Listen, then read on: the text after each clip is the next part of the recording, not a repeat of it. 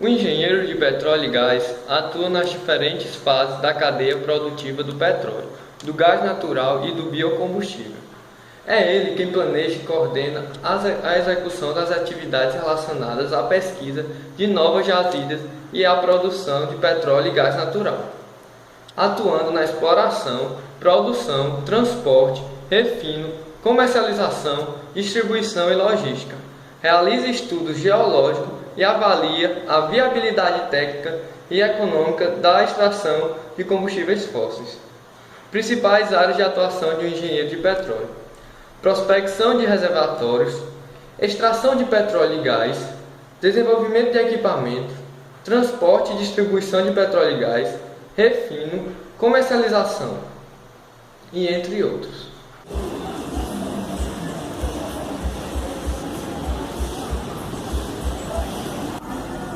Esse vídeo tem como objetivo tratar um pouco sobre as medidas de segurança do trabalho em postos de combustíveis ou produtos inflamáveis e ainda explicar um pouco sobre as medidas adotadas para a implementação e funcionamento de um posto de serviço, baseando-se na NR20. As opções de falar sobre posto de serviço deu-se por relacionar a área da engenharia de petróleo com a qual temos mais contato diariamente e a qual devemos conhecer melhor. No Brasil, temos em média 77 milhões de veículos que dependem do serviço de combustível. São comercializados cerca de 350 milhões de litros de combustível por dia, sendo esse volume de venda responsável por mais de 5% do PIB nacional. São aproximadamente 40 mil postos de serviço que empregam cerca de 500 mil pessoas diretamente. A atividade dos postos de serviço é regulada pela Agência Nacional de Petróleo e fiscalizada pela ANP e pela Secretaria da Fazenda e dos Estados. Ela é fiscalizada pelo Inmetro, IBAMA, PROCON, órgãos estaduais de meio ambiente, Polícia Ambiental, Corpo de Bombeiro, Prefeitura e pelo Ministério do Trabalho e Emprego. Para a instalação de postos de serviço, existe uma resolução que rege. Para a instalação de postos de serviço, o Conselho Nacional do Meio Ambiente, CONAMA, considerando que toda instalação e sistema de armazenamento de derivados de petróleo e outros combustíveis configuram-se como empreendimentos potencialmente ou parcialmente poluidores e geradores de acidentes ambientais, considerando ainda que os vazamentos de derivados de petróleo e outros combustíveis podem causar contaminação de corpos d'água subterrâneos e superficiais, do solo e do ar, considerando os riscos de incêndio e explosões decorrentes desses vazamentos, principalmente pelo fato de que parte desses estabelecimentos localizam-se em áreas densamente povoadas, resolve a localização, construção, instalação, modificação, ampliação e operação de postos revendedores, postos de abastecimento, instalações de sistemas retalhistas e postos flutuantes de combustíveis dependerão de prévio licenciamento do órgão ambiental competente, sem prejuízo de outras licenças legalmente exigentes. Todos os projetos de construção, modificação e ampliação dos empreendimentos previstos nesse artigo deverão obrigatoriamente ser realizados segundo normas técnicas expedidas pela Associação Brasileira de Normas Técnicas, ABNT, e por diretrizes estabelecidas nessa resolução, ou pelo órgão ambiental competente. No caso da desativação, os estabelecimentos ficam obrigados a apresentar um plano de encerramento de atividades a ser aprovado pelo órgão ambiental competente. Num prazo não superior a 5 anos, devem ser feitas manutenções nos sistemas de armazenamento de combustível, a fim de evitar possíveis vazamentos e acidentes. Para instalações de postos, faz-se necessário os seguintes pontos. Projeto básico que deverá especificar equipamentos e sistemas de monitoramento, proteção, sistemas de detecção de vazamento, sistemas de drenagem, tanques de armazenamento de derivados de petróleo e de outros combustíveis para fins automotivos, e sistemas acessórios de acordo com as normas ABNT e por diretrizes definidas pelos órgãos ambiente competentes. Declaração da Prefeitura Municipal ou do Governo do Distrito Federal do local e o tipo de empreendimento ou atividade que está em conformidade com o plano diretor ou similar. Croquis de localização do empreendimento, indicando a situação do terreno em relação ao corpo receptor e cursos da água, identificando o ponto de lançamento do efluente das águas, domésticas e residuárias, após o tratamento, tipos de vegetação existentes no local e seu entorno, bem como contemplando a caracterização das edificações existentes no raio de 100 metros, com destaque para a existência de clínicas médicas, hospitais, sistemas viários, habitação, multifamiliares, escolas, indústrias ou estabelecimentos comerciais, entre outras definições pertinentes à gestão ambiental.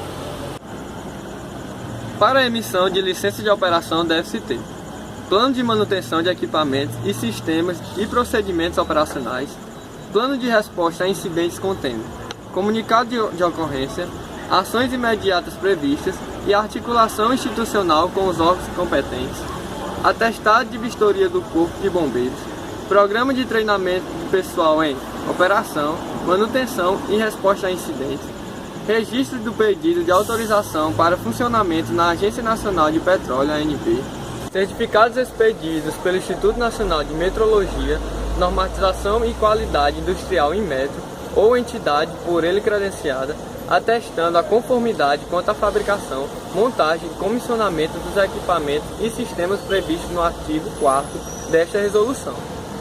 Para instalações em operações definidas no artigo 2º desta resolução, certificando expedido pelo Inmetro ou entidade por ele credenciada, atestando a inexistência de vazamento, dentre outras medidas estabelecidas na lei, como detalhamento de pistas dos locais do posto, medidas de segurança e etc. Atividades em postos de serviço são consideradas de risco porque envolvem uma grande quantidade de produtos inflamáveis, além da grande circulação de veículos e pessoas.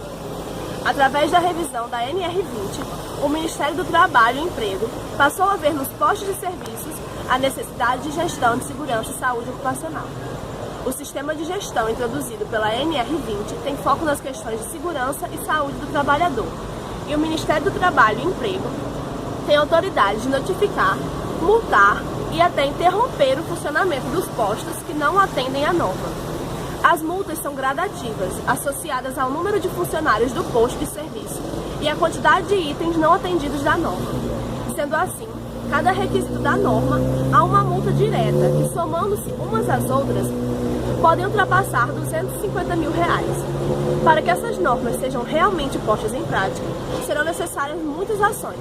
Dentre elas está uma fiscalização rotineira de auditores do MTE, apoiados pelo Sindicato Nacional dos Trabalhadores dos Postos de Serviço.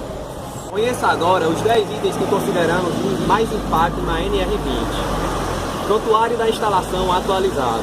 Os postos são obrigados a manterem atualizados e sempre disponíveis uma pasta organizada com o prontuário da instalação. Nela deverão constar todos os documentos requeridos, assim como as evidências de atendimento a todos os itens da NR20. O não cumprimento dessa cláusula pode resultar em multas de até R$8 mil. Análise de risco. O empreendimento tem que documentar no prontuário de instalação a análise de risco de todas as áreas e operações da sua instalação. Caso existam pontos deficientes, deverá ser definido um plano de ação documentado para correção. Esta análise delimita todas as tomadas de decisões no cumprimento de todas as demais itens da norma. Ela deve ser coordenada por um profissional habilitado em conjunto com a equipe do posto, incluindo a CIPA ou pessoal designado. O não cumprimento dessa cláusula resulta em multa de até R$45 mil. Projeto de instalação. Todos os postos novos já devem ser criados com o projeto de instalação considerando a análise de risco do empreendimento. Os postos existentes certamente também devem ter seus projetos refletindo as adequações decorrentes da análise de risco e considerando as medidas de correção e controle recomendada pela mesma. O não cumprimento dessa cláusula resulta em multa de até R$18 mil. Procedimentos operacionais seguros. O empregador deve comprovar a elaboração, documentação, implementação, divulgação e atualização dos procedimentos operacionais baseados nas recomendações da análise de risco. O não cumprimento dessa cláusula resulta em multa de até R$18 mil. Manutenção e inspeção das instalações. Os auditores vão querer ver a comprovação da existência do plano de manutenção e inspeção periódica do posto. Esse plano deve cobrir equipamentos, instalações, acessórios e deve ser acompanhado de cronograma anual de implementação citando os seus responsáveis. As recomendações decorrentes das inspeções deverão ser registradas e implementadas via plano de ações específicos com prazos bem definidos. O não cumprimento dessa cláusula resulta em multa de até R$ 72 mil. Inspeção de segurança e saúde. O posto será cobrado pela elaboração de um plano de realização dessas inspeções periódicas e a documentação de sua implementação com a participação da CIPA ou um empregado designado. Fundamental é registrar as documentações que surgirem em um plano de ação para sua correção, definindo seus responsáveis. Deverá também ser evidenciado a disponibilização dessa documentação para as autoridades competentes e empregados. O não cumprimento dessa cláusula resulta em multa de até R$ 27 mil. Plano de prevenção e controle de vazamento, derramamento, incêndio e explosão. O plano identifica as principais fontes de vazamento, derrames, incêndios, explosões e emissão de gases, assim como as suas medidas de controle de engenharia, de processos, instruções e procedimentos necessários para minimizar os riscos. O não cumprimento dessa cláusula resulta em multa de até R$ 27 mil. De ignições. Requer a comprovação de que nas áreas sujeitas à atmosfera explosiva, todas as instalações elétricas e equipamentos elétricos fixos, móveis e portáteis estejam em conformidade com as normas. Medidas preventivas para controlar a geração, acúmulo e descarga de eletricidade estática têm que ser implementadas. Todos os trabalhos de manutenção em área com atmosferas inflamáveis exigem permissão de trabalho documentada e assinada pelo responsável pelo posto. O não cumprimento dessa cláusula resulta em multa de até R$ 19 mil. De resposta à emergência. O posto terá de comprovar a existência de um plano de resposta a emergências, atualizado da instalação, assim como a realização de exercícios periódicos de simulação de emergência, realizado pela equipe do posto devidamente treinada.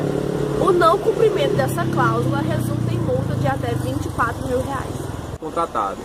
Este é sem dúvida um dos itens mais importantes da NR20, devido às suas dificuldades de implementação, pois envolve o treinamento de aproximadamente 500 mil empregados e cerca de 40 mil estabelecimentos. São cursos com carga horária de 4 horas a 16 horas de treinamento, que varia de acordo com o tipo de exposição ao risco empregado. O não cumprimento dessa cláusula resulta em multa de até R$ 46 mil. Segurança dos funcionários, há uma regulamentação que disserta sobre os equipamentos de proteção individual, EPI. Artigo 1.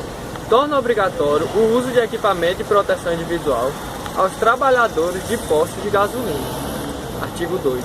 O equipamento de uso obrigatório deverá constar dos seguintes itens: macacão confeccionado em material de brim, podendo ser estampado com propaganda ou não, para todo o corpo de empregados, com exceção dos que trabalham burocraticamente. Luva confeccionada em algodão para os frentistas.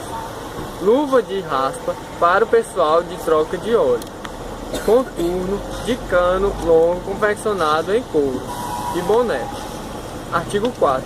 O não cumprimento desta lei implicará em multa diária no valor de R$ 1.000 a serem recolhidos ao erário público conforme normas e serem estabelecidas através do Executivo Estadual. Para ilustrar um pouco do que falamos a respeito das normas, entrevistamos 2 funcionários do posto Shell de Pau dos Ferros, o maior da cidade, para verificarmos as conformidades da lei. A primeira entrevista é com a secretária da CIPA, representante do posto, que pode nos informar um pouco sobre as medidas de segurança tomadas pelo posto, para respaldar seus funcionários. A segunda foi com o funcionário frentista, que trabalha em contato direto com os produtos inflamáveis, que são diretamente amparados pela lei, pela norma NR20.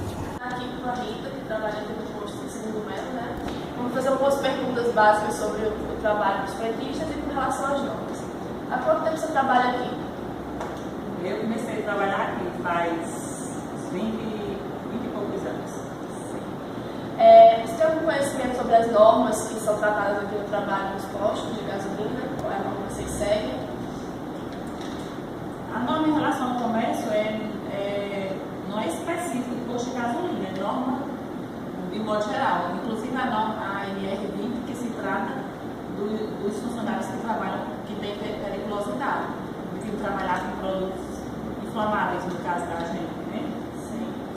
Eles receberam algum tipo de treinamento para esse trabalho, treinamento para prevenção de incêndio, o que eles recebem? Recebe. Todo ano a gente faz, por exemplo, a CIPA, ela faz um trabalho que todo ano a gente promove a semana da CIPA, que é a Semana Interna de Prevenção de Acidentes do Trabalho. Aí a gente aproveita nessa semana e faz todas as palestras referentes o que a norma exige que eles saibam do trabalho, que eles tenham conhecimento. Aí nessa semana a gente faz tudo isso. Sobre incêndio, o Corpo de Bombeiros realmente já fez até treinamento com eles, aqui leva lá para o local de lá para fazer a parte prática, faz a parte teórica aqui e a parte prática lá, para o Corpo de Bombeiros. E também sobre as outras coisas, por exemplo, a gente fez uma palestra sobre as normas,